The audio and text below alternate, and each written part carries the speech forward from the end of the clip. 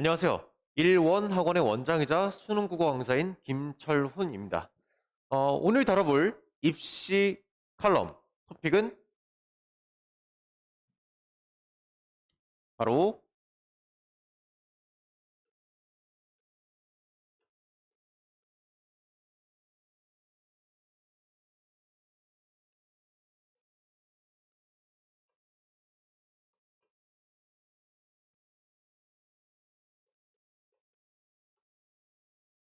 노력에 배신당하지 않는 방법에 대해서 말씀을 드려볼 겁니다. 노력에 배신당하지 않는 방법. 당연히 뭐 수능 학원이니까 수능에 관해서 좀 포커스를 맞춰서 말씀을 드리겠지만 이거는 사실 시험뿐만이 아니고 우리의 인생에도 적용될 수 있는 이야기입니다. 뭐 수능에 대해서 적용하기 전에 이 이야기를 조금 더 쉽게 느끼실 수 있도록 제가 이제 도로 주행 아니면 이제 목적지를 향해서 가는 그 과정에 빗대어서 한번 설명을 드려볼게요. 우리가 출발하는 지점이 서울이라고 가정을 해보고 우리의 목적지가 부산이라고 가정을 해볼게요. 그러니까 서울이 지금 우리 현재 위치가 될 것이고 부산이 우리의 목적지, 우리가 원하는 결과가 되겠죠. 자, 우리가 서울에서 출발을 합니다. 서울에서 출발을 해요. 우리의 목적지는 부산입니다. 우리는 부산을 가고 싶어요. 입시에 대입을 하면 지금 상황에서 예를 들어서 스카이를 가고 싶어요. 지금 상황에서 의대를 가고 싶어요. 이런 게 되겠죠. 자, 여기서 여러분들이 뭘 해야 되나요? 뭘 할까요? 자, 그냥 뭐 열심히 하다 보면 되겠지. 그냥 앞으로 무작정 가면 부산에 가지나요? 목포면 어떡해요? 목포? 열심히 갔는데 시간을 때려 부었는데 도착지가 목포예요. 어떻게? 어, 다시 해야 되죠. 또 옮겨야 돼요.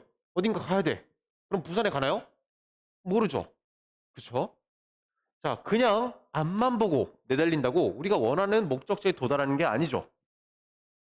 이렇게 멀리 돌아서 도착하게 될 수도 있고 아니면 영영 도착하지 못하게 될 수도 있죠. 그러면 어떻게 해야 되죠? 고민을 해야 됩니다. 내가 지금 어디로 가고 싶은지 어떤 방향으로 가야 되는지 고민해야 돼요. 내가 목적을 설정해야 됩니다. 내가 어디로 가야 되는지. 자, 이것을 정추적이라고 한번 해볼게요. 정추적. 정방향으로. 시작점에서 목적지까지 정방향으로 내가 어디로 가야 되는지 목적을 찾아 나가는 과정이 정추적이라고 한번 해볼게요. 정추적. 반대로 여기에 도달하는 방법이 하나가 더 있어요. 뭘까요?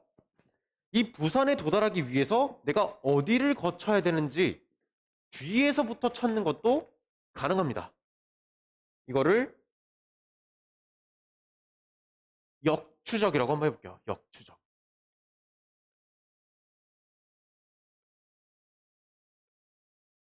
뭐 이거는 그냥 있어 보이는 워딩일 뿐이지 그냥 뒤에서부터 찾는다. 뭐 앞에서부터 찾는다. 이런 뜻이에요.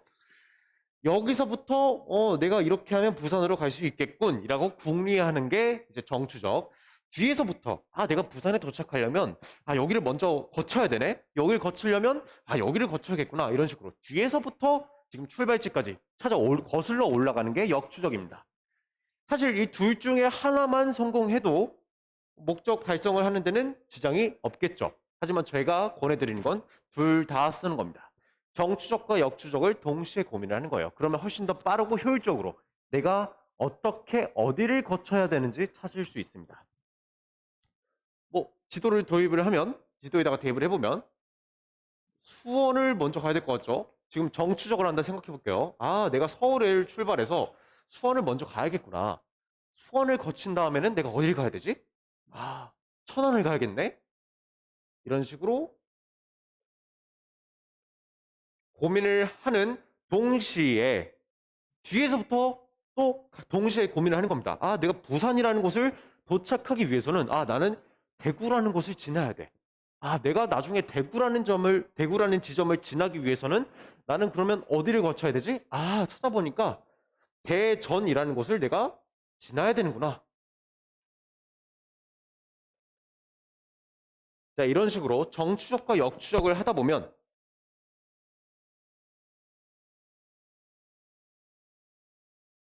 서로 겹치는 지점이 발생합니다. 겹칩니다. 대전에 도착하려면 아, 내가 천안을 먼저 지나와야 되는구나. 노란색으로 할까요? 천안을 내가 지나와야 대전을 갈 수 있겠구나. 동시에 정추적을 하고 있었다면 아, 내가 천안에서 어디로 가야 되지? 아, 나 대전을 거쳐야겠구나. 이런 식으로 겹치는 지점이 발생합니다. 그럼 이제 어떻게 되죠? 서울에서 출발해서 어떻게 무슨 과정을 거쳐서 부산까지 갈 수 있는지 길이 완성됐죠. 이거를 방법을 찾았다라고 표현합니다. 이제 방법을 찾은 겁니다. 방법을. 인과가 완성된 거예요. 원인과 결과가. 원인은 뭐죠? 나의 노력. 시험에다 대입을 해보면 나의 노력인 원인이 어떻게 해서 어떤 결과에 도달할 것인지 결과. 시험에 대입을 하면 우리의 이제 목적지, 성취물에 도달을 한 것이죠. 인과가 완성된 거예요. 자, 이거를 그대로 공부에 한번 대입을 해볼게요. 수능에. 한번 줄까요? 우리가 공부하는 과정도 마찬가지예요. 뭐 제가 수능국어 강사니까 일단 국어, 뭐 국어가 됐든 수학이 됐든 뭐든 다 똑같습니다. 적용을 한번 해볼게요. 우리가 그래서 제가 이제 기출문제 같은 걸 풀게 시키는데 기출문제 왜 풀죠? 학생들이 뭐 굳이 저한테 배우지 않더라도 기출문제 풀잖아요. 수능 국어를 공부하면. 수능 수학도 마찬가지고 기출을 푸는데 왜 풀죠? 왜 풀어요? 그냥 남들이 다 하니까? 그냥 원래 그렇게 하는 거니까? 그거는 뭐예요? 아까처럼 그냥 앞만 보고 가는 거랑 똑같은 거예요. 시간과 노력을 그냥 아무렇지 그냥 무슨 그냥 아무 생각 없이 앞만 보고 달린다고 내가 원하는 결과가 나오지 않습니다. 아까처럼 뭐 목포 이런 데 도달하는 거예요. 왜 그걸 하는지를 알아야 됩니다. 내가 이 기출 문제를 왜 풀고 있지? 이걸 통해서 내가 바라는 결과물, 시험을 다 맞는 시험 문제를 내가 풀었을 때 틀리지 않는 결과에 어떻게 연결이 되는 것인지 고민을 해야 됩니다. 아까 보여드렸던 정추적이라 볼 수 있겠죠. 내가 기출 문제를 지금 왜 풀고 있지? 이걸 풀면서 내가 뭘 얻어야 되지? 고민을 해야 됩니다. 동시에 내가 원하는 결과물, 내가 시험 문제를 틀리지 않게 되는 모습을 한번 또 생각을 해보는 거예요. 그러면 그 이전 단계는 뭘까요? 그 이전 단계는 뭘까? 이렇게 생각을 해서 겹치는 지점을 찾아야 됩니다. 그래야 내가 들이는 노력과 에너지, 시간이 결과에 연결이 되는 것이죠. 보통 그런 학생들이 있어요. 뭔가 공부를 한다고는 했는데, 뭔가 나름 열심히 했는데, 성적이 잘 안 나오는 학생들, 결과가 잘 안 따라오는 학생들, 거의 다 이렇게 공부를 하고 있을 겁니다. 그냥 공부를 하는 거예요. 왜 그걸 하고 있는지 물어보면 자기도 왜 하는지 몰라요. 그냥 시키니까 하는 거고, 남들 하니까 하는 겁니다. 그거는 공부가 아니에요. 안타깝지만, 정말 안타깝지만, 거기서 얻을 수 있는 건 거의 없을 겁니다. 내신 시험이라면 아무 생각 없이 머리에 넣으면 어차피 그게 시험 문제에 대부분 나와요. 내가 본 게 그냥 나와요. 1차원적입니다. 대부분의 내신 시험은. 하지만 수능은 어떻죠? 내가 아무리 기출문제를 많이 풀어도 아무 생각 없이 기출문제를 많이 풀어도 얻을 수 있는 게 없어요. 왜? 수능이라는 시험은 어떤 시험이에요? 우리가 생전 처음 보는 문제가 나오는 시험이에요. 기출 문제를 많이 풀면 뭐 비슷한 유형이 반복되지 않나요? 쉬운 문제는 그럴 수 있죠. 하지만 천만의 말씀. 아닙니다. 비슷한 유형 나오는 것도 있지만 아닌 것도 있어요. 그거는 대비가 아니죠. 언제나 새로운 유형의 문제는 수능장에서 처음 공개합니다. 그러면 우리가 기출문제를 아무 생각 없이 풀면 당연히 얻을 수 있는 게 없겠죠. 자기가 알고 있어야 돼요. 자기가 생각을 해야 됩니다. 이 기출문제를 통해서 도대체 얻을 수 있는 게 뭘까? 생각을 해보셔야 됩니다. 조금 더 디테일하게 들어가 볼까요? 얘기가 길어질 수도 있는데 수학에 대해서 한번 얘기를 해볼게요. 우리가 수학 문제를 풀 때도 한 문제를 풀 때도 마찬가지예요. 수학 문제를 보면 한 문제만 봐도 조건이 있고, 그죠? 뭐 fx가 어떻게 되어 있고, 뭐 fx, 바 x는 뭐 양의 실수고, 뭐 이렇게 뭔가 조건이 막 주어지죠? 그걸 시작점이라고 한번 봐볼게요. 시작점. 조건이 주어집니다. 이런 상황일 때, 그리고 뭐가 주어지죠? 뭐가 주어져요? 문제가 주어지죠.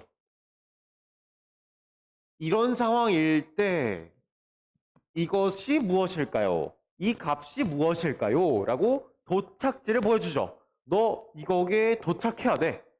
이 문제. 이게 문제야. 여기 도착해야 돼. 라고 도착지를 설정해주죠. 자, 그럼 학생들이 뭘 해야 되죠? 조건 가지고 그냥 자기가 풀어본 상황과 유사한 상황을 그냥 바로 내신 문제 푸는 것처럼 바로 손을 대서 일단 계산해볼까? 하고 손을 대는 경우가 정말 많습니다. 계산하다 보면 뭔가 나오겠지. 계산하다 보면 정답이 나오겠지.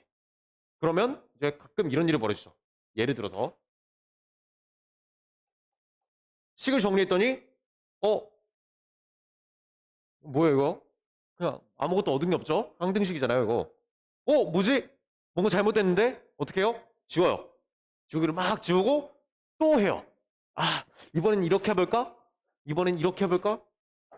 또 그냥 무지성으로 계산을 합니다. 이렇게 보면 나오지 않을까? 안 나와요. 그러니까 본인이 지금 뭘 하고 있는 건지, 무엇을 위해서 이걸 하고 있는지 모르는 겁니다. 지금 내신처럼 공부한 결과물이에요. 이게 생각을 하지 않은 거죠.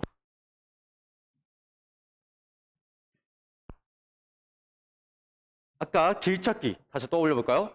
자, 조건이 주어졌어요. 이 조건을 가지고 우리가 할 수 있는 것들이 여러 가지가 있습니다. 이런 식으로 식을 정리할 수도 있고, 이런 식으로 정리할 수도 있고, 뭐 그래프를 그려볼 수도 있고. 생각을 해야 돼요. 일단 연필 대지 말고, 연필 먼저 대지 말고. 그러면 그냥 앞만 보는 거예요. 생각을 해야 돼요. 내가 여기에 도착하려면 지금 뭘 어떻게 해야 되는지 고민을 해야 돼요. 동시에 지금 정추적이죠?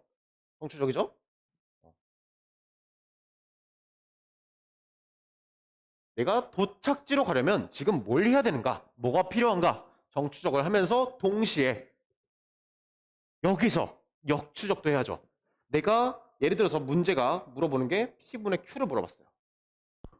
P는 뭐가 있겠죠? P는 뭐고 Q는 뭐고. 그러면 이 결론에 도달하려면 우리가 나 P 값을 알아야 돼. Q 값도 알아야 돼. 근데 P 값은 어떻게 찾는 거지? 나 지금 문제자가, 출제자가 나한테 요구하는 이 P 값이 뭘까? 뭘 의미할까? 뒤에서부터 찾는 겁니다. 역추적을 하는 거죠.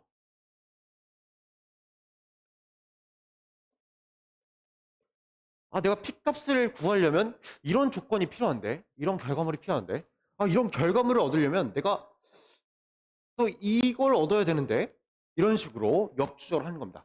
그리고 여기서도 정추적을 하다 보면, 이 방향으로 가기 위한 정추적을 하다 보면, 이 조건으로 내가 이걸 구할 수 있는데, 조건 이걸로 이것도 구할 수 있는데, 그럼 이걸 구하면 내가 이걸 알 수 있는데, 이런 식으로 찾아 나가는 겁니다. 그러면 이렇게 겹치는 지점이 생겨요. 이걸 통해서 이걸 구할 수 있는데 이걸 알면 이걸 구할 수 있어. 그리고 아까 역추적할 때 내가 PQ를 구하려면 이걸 알아야 되는데 이걸 알려면 내가 이게 있어야 돼. 자, 어때요? 겹쳤죠. 이러면 이제 뭐가 완성된 거예요? 인과가 완성된 거죠. 내가 어떤 길을 가야 되는지 방법이 완성이 된 거죠.